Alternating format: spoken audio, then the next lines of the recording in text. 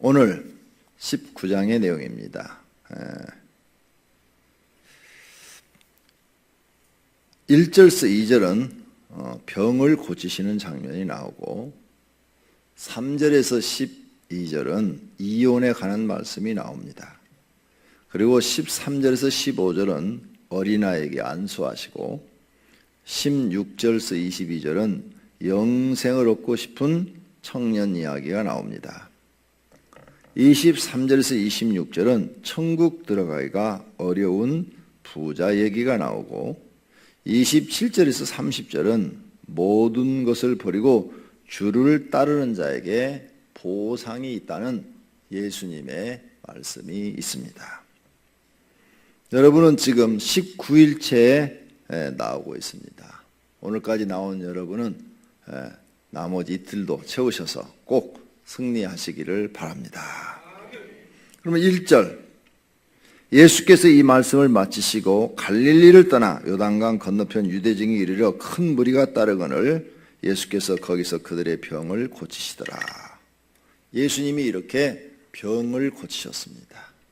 오늘 새벽에도 성도님들의 병을 하나님께서 고쳐주시기를 축원합니다. 새벽 말씀 전하는 시간 끝나고 통성기도 하실 때 제일 앞자리에 와서 앉아 기도하시면 치유를 위한 안수기도를 해드리겠습니다. 그러므로 안수받고 싶으신 분들은 맨 앞자리에 와서 앉으시면 됩니다. 하나님은 우리의 병을 고칠 수 있습니다. 아주 어느 정도 심한 병도 고칠 수 있느냐? 오늘 죽는 병도 고칠 수 있습니다. 오늘 죽는 병도 고칠 수 있어요. 그러니까 아이고 이렇게 병이 심하면 못 고치지. 아니요. 하나님은 죽은 자도 살리셨는데 의사가 1시간 후에 죽을 겁니다. 그 병도 고칠 수 있습니다. 믿고 기도하시기를 바랍니다. 아니 죽은 자도 살리시는데 그 병 못 고칩니까? 저는 옛날에 어떤 목사님의 간증을 들었습니다. 의사가 간암으로 오늘 저녁 못 넘길 겁니다. 이런 이야기를 들었다는 게 오늘 저녁을 못 넘길 겁니다. 준비하십시오. 배는 복수가 차가지고 만삭이 되고 터질 것처럼 통증은 오고 그런데 두 딸이 들어온 걸 보고 살고 싶어서 그 마지막 순간에 하나님 앞에 그렇게 눈물을 흘리며 이제 정말 내가 오늘 저녁에 죽는다니까 그렇게 눈물이 나더래요. 내가 진짜 오늘 이제 죽는구나. 오늘 저녁을 못 넘기는구나. 내가 정말 오늘 죽는구나. 이제 저 사랑스러운 딸도 못 보고 부인도 못 보고 오늘 내가 죽는구나. 그걸 정말 생각하니까 그렇게 눈물이 쏟아지더래요. 그래서 막 울면서 살려달라고 하나님께 기도를 했대요. 히스기야처럼 막 자기도 모르게 남자인데 눈물이 그렇게 많이 나오더래요. 막 몇 시간 동안 막 눈물이 나더래요. 그래서 그냥 일어나 앉지도 못하고 침대에 누워서 기도하는 거야. 왜? 배가 복수가 차서 만삭이니까. 그랬는데 갑자기 기도를 다 끝나는데 다 항문으로 막 핏덩어리를 막 쏟고 막 다 쏟기 시작해서 다 쏟았는데 아침이 되니까 배가 푹 꺼지고 싹 나버렸어. 안 죽었어. 아침에 푹 자고 일어나니까 배가 다 꺼지고 다 났어요. 의사가 출근해가지고 해지는 돌잖아요. 와서 보고는 아니 이게 어떻게 된 일이냐고. 어제까지 시커매갖고 얼굴이 막 다 죽었던 사람이 얼굴이 뽀해지고 살결이 하얘져갖고 싱싱 걸어다니고 밥도 안 먹고 배는 푹 꺼지고 이해가 안 간다고. 나 하나님이 다 치료하셨다고. 그러니까 검사를 했대요. 간암 검사를 다시 정상 딱 나오더래요. 할렐루야. 그래서 자기가 살았다고. 그런데 지금 그분이 그렇게 살으니까 이제 복음이 어떻게 돼요? 힘이 있죠. 설교가. 하나님 살아계시다. 이게. 하나님 살아계시니까 기도하라. 기도. 막 이렇게 설교를 하니까 교인들이 열심히 막 기도하는 거. 자기 눈으로 봤잖아. 열심히 하나님을 믿고 기도해갖고 그 교회가 몇만 명 교인이 됐다는 거예요. 그분이 주한 장로교의 나겸일 목사님이십니다.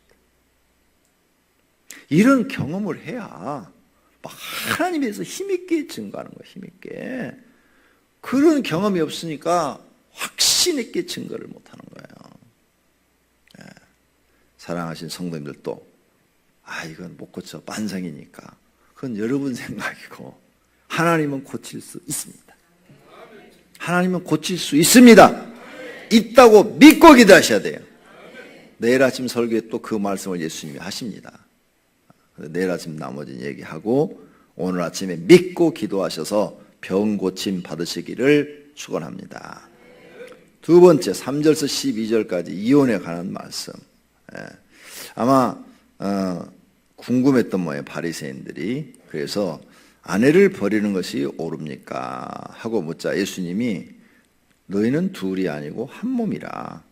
한 몸인데요. 한 몸이 어떻게 찢어지냐? 못 찢어진다. 이런 말씀을 하죠. 근데 이것은 이제 예수님이 이혼의 한편에만 얘기하신 겁니다. 또 고린도전서에 가면은 사도 바울이 하나님께 기도해서 받은 이혼에 관한 다른 법들도 있어요. 불신자가 이혼하기를 원하거든 그렇게 해줘라. 그러나 하지 않는 것도 좋다. 그 남편을 구원시킬 수 있다면 하지 마라. 이렇게 하는 또 다른 말씀도 있으니까 여러 가지를 우리는 복합적으로 생각해서 이혼에 대해서 말을 드려야 됩니다. 그런데 오늘 여기 본문은 무슨 내용인가 하면은 정확하게 말씀을 드리자면 남자들이 이유 없이 아내를 버리는 것을 얘기하는 거예요. 그러니까 남자가 폭행을 한다든지 뭐 폭언을 한다든지 여자를 괴롭힌다든지 그래서 이혼한 것을 얘기하는 게 아니고 정상적으로 둘이 사는데 별 이유도 없이 남편이 자기 아내를 버려. 거기에 대해서는 안 된다는 거예요. 아무런 이유도 없이 아내를 버리는 것은 주님이 안 된다. 탁 이렇게 선을 그은 거예요. 그런데 이제 고린도전서에 가서 사도 바울은 불신자가 아내를 괴롭히면서 이혼하자고 그런다. 불신자가. 그리고 불신자가 막 이렇게 생활도 책임 안 져주고 남자애가 해야 될 의무와 책임도 하지 않고 여자한테만 모든 것을 요구한다. 다 여자가 돈을 벌어서 생활도 하고 용돈도 주고 그렇다면 이혼해도 된다. 이렇게 나오는 거예요. 그러니까 성경의 한쪽만 보지 마시라는 거예요. 이혼해도 된다는 부분도 있다는 거예요. 성경에. 그러니까 지금 여기 마태복음 19장에서는 아무런 여자가 잘못도 없는데 남자가 그냥 버리는 거 그건 안 된다는 거예요. 절대로 안 된다는 거. 그건 누구도 안 되죠. 그러죠? 그래서 이 사람들은 지금 뭐래요? 모세가 이혼증서 써주면 된다 그랬는데요. 그건 너희가 마음이 완악하기 때문에 그런 거야. 너희가 틀렸기 때문에 모세가 그런 얘기를 한 거야. 그러면서 아무런 이유도 없이 아내가 잘못한 것도 없는데 이혼증서 하나 딱 써주고 버리는 것은 죄다. 죄죠. 누가 봐도 그건 죄죠. 그래서 9절 내가 너에게 말하니 누구든지 음행한 이유 외에 아내가 잘못한 일이 없는데 아내를 버리고 다른 데 장가드는 자는 간음하며 하면서 남자들한테 아내를 버리지 말 것에 대해서 말씀하고 있는 것을 믿으시기를 바랍니다. 그 다음 13절에서 15절은 어린아이들이 예수님 앞에 오니까 제자들이 막 꾸짖었어요. 꾸짖으니까 아니라 데려와라. 그러면서 예수님이 어린아이를 안고 안수기도 해줍니다. 그러면서 천국은 바로 이런 어린아이 같은 자들이다. 어린아이들을 금하지 마라. 이런 사람들일 것이다. 어린아이들은 뭘 모르잖아요. 모르고 막 예수님이 좋다고 막 예수님 막 이렇게 쫓아다니잖아요. 나도 옛날에 우리 교회 애들이 목사님 쫓아다니는데 요즘은 늙어갖고 안 쫓아다니. 그리고 옛날에는 목사님 그러는데 요즘 어떤 애들이 날 잘 모르는 애들은 할아버지 그래 또. 나는 할아버지 아직 안 됐는데. 자, 천국은 어린아이 같이 순수하고 어린아이처럼 깨끗하고 어린아이처럼 막 이렇게 부모한테 이렇게 막 어른한테 안기려고 그러고 그런 사람들이 차지하는 것이다. 그 말씀입니다. 그 다음 16절에서 22절은 어떤 한 청년이 예수님 앞에 찾아와서 어떻게 하면 내가 영원한 생명을 얻을 수 있습니까? 영생을 얻을 수 있습니까? 이 말보다도 요건 영원한 생명의 줄임말이에요. 그러니까 영원한 생명을 얻을 수 있습니까? 이거 굉장히 대단한 말이에요. 진시황이 불로초를 구해 먹으려고 그랬다잖아요. 영원한 생명을 얻기 위해서. 예, 근데 못 구했어요. 그 다음에 우리나라 옛날 무슨 이렇게 만화 같은 데 보면 산신령들이 영원한 생명을 얻었잖아요. 그래갖고 안 죽고 몇백 년씩 막 살잖아요. 산신령들이. 다 가짜지만. 예, 사람들이 영원한 생명을 얻는 것이 소원이에요. 소원. 그래서 이 청년도 예수님 앞에 나와서 무슨 선한 일을 하여야 영원한 생명을 얻으리까? 성도님들은 무슨 일을 해야 영원한 생명을 얻을 수 있다고 생각합니까? 세상에는 없습니다. 없어요. 하나님이 주기 전에는 없습니다. 그렇죠? 인간을 창조한 하나님이 인간에게 영원한 생명을 주기 전에는 어떤 누구도 어떤 방법도 없습니다. 그래서 이 영원한 생명은 뭐냐? 하나님이 사람에게 주시는 선물이에요. 선물. 그래서 영원한 생명을 내가 어떻게 하면 얻을 수 있습니까? 그러자 예수님이 살인하지 말라, 간음하지 말라, 도둑질하지 말라, 거짓 증거하지 말라, 부모를 공경하라, 내 이웃을 내 자신같이 사랑하라, 이런 걸 지켰느냐? 그러니까 어렸을 때부터 내가 잘 지켰습니다. 내가 또 무엇이 부족하겠습니까? 그러자 내 소유를 팔아서 가난한 자에게 주라. 그리하면 하늘의 보화가 내게 있으리라. 그리고 나를 따르라.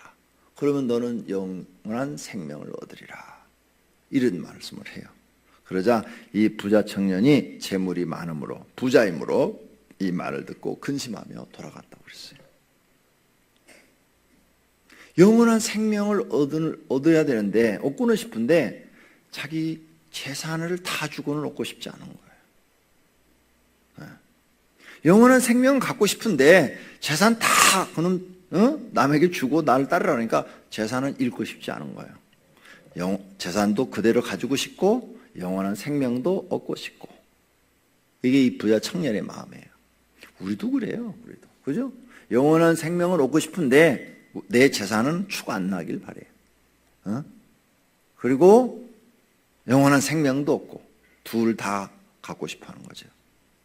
이 청년이나 우리나 쌤이에요. 그런데 예수님은 재물과 하나님을 겸하여 섬길 수 없다고 그래요. 그럼 어떤 게 더 가치 있냐 이거죠. 영원한 생명과 재물과 어떤 게 더 가치가 있냐. 더 가치 있는 것을 얻기 위해서는 예수님이 지금 또 재물을 포기하라는 거예요. 네가 영원한 생명이 정말 소중하다고 생각하느냐? 이게 더 가치 있다고 생각하느냐? 재물을 포기하라. 이걸 지금 말씀하시는 거예요. 너 재물을 포기해라. 네가 둘 다 가질 수 없다. 하나 소중한 것을 얻기 위해서는 잃는 것도 있다는 거예요. 잃는 거. 성도님들이 예수님을 믿고 영원한 생명을 얻고 싶습니까? 잃는 것도 있어요. 예수 믿으면 술 못 먹잖아요. 먹고 싶어도 못 먹어요. 먹으면 사람들이 흉봐가지고. 그죠? 담배도 못 피고. 못하는 게 많잖아요. 주일날 돈도 못 벌고. 포기할 줄도 알아야 돼. 예수 믿으면 반드시 여러분 포기할 줄 알아야 됩니다. 포기. 소중한 것을 얻기 위해서는 포기해야 될 일들이 있어요. 그 드라마 같은 데 보면은 부자 집 딸이 가난한 집 아들하고 막 연애해갖고 결혼하겠다 그러면 너 그러면 아무것도 안 줘 재산 그러면 알았어요 하나도 안 줘도 돼요 나 갈 거야 하고 가잖아요. 재물 싹 포기하고 가잖아요. 사랑에 빠져가지고. 그죠? 그걸 봐요. 하나를 뭘 얻기 위해서는 포기하는 게 반드시 나와요. 영원한 생명을 얻기 위해서는 성도님들 포기하셔야 돼요. 얼마나 포기하셨습니까? 지금까지 영원한 생명을 얻기 위해서 성도님들은 자기 버릴 것을 얼마나 버리셨습니까? 못 버리셨습니까? 그러면 영원한 생명 얻을 수 없습니다. 안 주십니다. 하나님이. 영원한 샘물은 내가 율법 지켰다고 주는 것도 아니고 교회 출석했다고 주는 것도 아니고 주여 주여 한다고도 주는 게 아닙니다. 하나님의 선물이라고 그랬어요. 하나님 마음에 들어야 선물을 주는 겁니다. 선물을 주는 사람이 마음에 들어야 주는 거지, 마음에 안 들면 주었다고도 뺏어갑니다. 그러죠? 여러분 자녀한테 선물을 주었는데 이게 말이야 아주 못된 짓을 하고 막 그러면 뺏어가요. 선물은 준 사람이 마음대로 할 수 있어요. 근데 하나님은 우리에게 영원한 생명을 주시겠다고 약속하시는 거예요. 하나님의 선물이라. 구원은 하나님의 선물이에요. 하나님의 은혜요, 하나님의 선물인 겁니다. 사람의 행동으로는 받을 수가 없어요. 율법 지킨다고 못 받는다 이거예요. 못 받아요. 하나님이 주시기 전에는 절대 받을 수가 없어요. 그러면 예수 안 믿는 사람이 율법을 지키는 유대인들보다도 더 착하게 산 사람이 있어요. 어렸을 때부터 효도 잘하고 어렸을 때부터 남한테 이만큼도 피해 안 주고 정말 착하게 산 사람이 있어요. 그럼 그 사람들 다 구원받게? 못 받아요. 하나님이 선물을 주기 전에는. 그러니까 영원한 생명을 얻기 위해서는 반드시 하나님 앞에 이쁘게 보이셔야 됩니다. 방법이 없습니다. 다른 어떤 방법도 없어요. 왜? 그분이 창조주고 그분이 영원한 생명을 갖고 있는 분이기 때문에. 그래서 나는 길이요 진리요 생명이라 이렇게 말씀하신 거예요. 하나님이 생명이거든요. 생명. 그분이 생명을 가지고 있기 때문에 그걸 줄 수가 있는 거예요. 우리는 그런 생명이 없어요. 남에게 줄 수가 없어요. 그러므로 영원한 생명이 가치가 있고 내 생에 가장 소중하다고 생각되신다면 성도님들은 여러분이 소중하게 생각하는 재물도 포기할 줄 아셔야 됩니다. 이거 신앙 배우지 못하시면, 포기를 배우지 못하면 하나님을 잘 믿고 싶어도 절대 잘 믿을 수가 없어요. 그걸 배우셔야만이 성도님들이 하나님을 누구보다도 잘 믿을 수 있어요. 그러니까 내가 이제 영원한 생명을 하나님께 얻기 위해서라면 돈 버는 것 때문에 하나님을 믿는데 방해를 받아서는 안 되죠. 이제 돈 버는 것을 포기하고, 그래 내가 100만 원, 1000만 원, 10억을 손해놔도 나는 오직 하나님을 잘 믿는 일에만 집중하리라. 이러셔야 영원한 생명을 얻을 수 있는 겁니다. 영원한 생명이 그만큼 가치가 있다는 거예요. 그래서 13장에서 천국장에서 먹는 천국장이 아니고 거기 천국장에서 밭에 보화가 숨겨졌으니까 자기 전 소유를 팔아서 보화를 샀다고 그러잖아요. 천국은 그렇게 내 전 재산을 다 팔아서 주고 사도 아깝지 않는 것이 천국인데 영원한 생명을 얻은 사람만이 들어가는 곳입니다. 영원한 생명을 얻지 못한 사람은 절대 들어갈 수가 없는 것이에요. 그러니까 영원한 생명을 얻기 위해서는 내 모든 소유를 다 팔아서 사도 되는 거예요. 이거 오늘 아침 이 말씀 꼭 잊어버리지 마세요. 영원한 생명을 소유하기 위해서는 포기하고 버려야 될 것이 많다. 그걸 다 버려라. 다 내려놔라. 할렐루야. 그런 은혜가 있기를 바랍니다. 나중에 이 사람에 대한 이야기를 다른 책에서 봤는데요.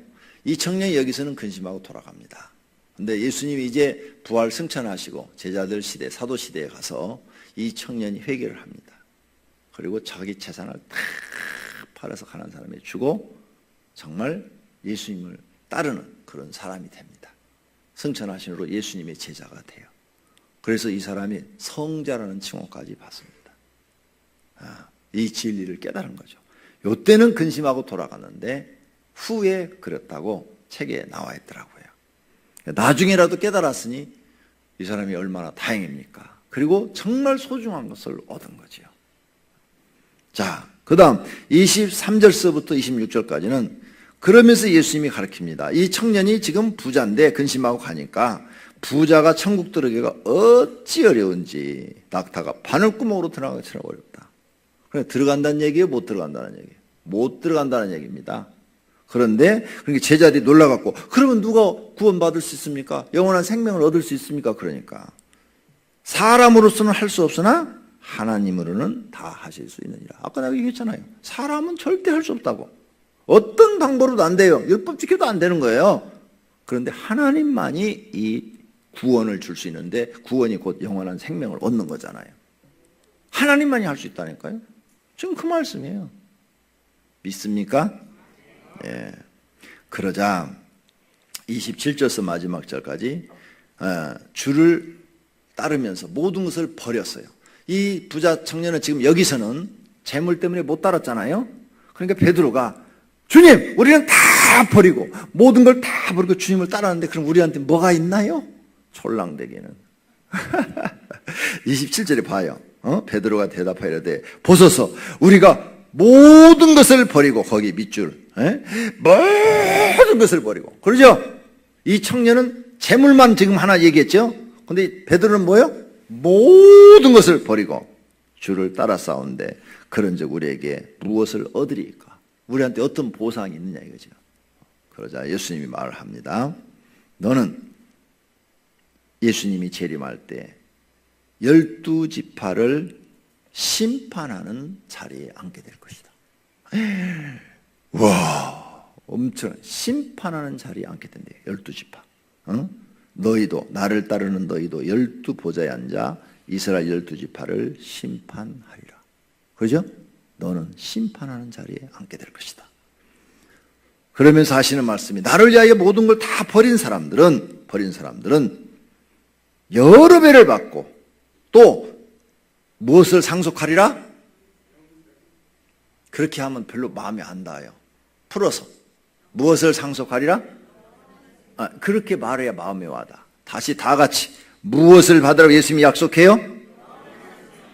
영원한 생명을 상속하리라. 할렐루야. 이렇게 풀어서 우리가 읽어야 이게 마음에 와닿아요. 그렇죠? 영생을 상속받으라 이 말보다는 영원한 생명을 받으리라.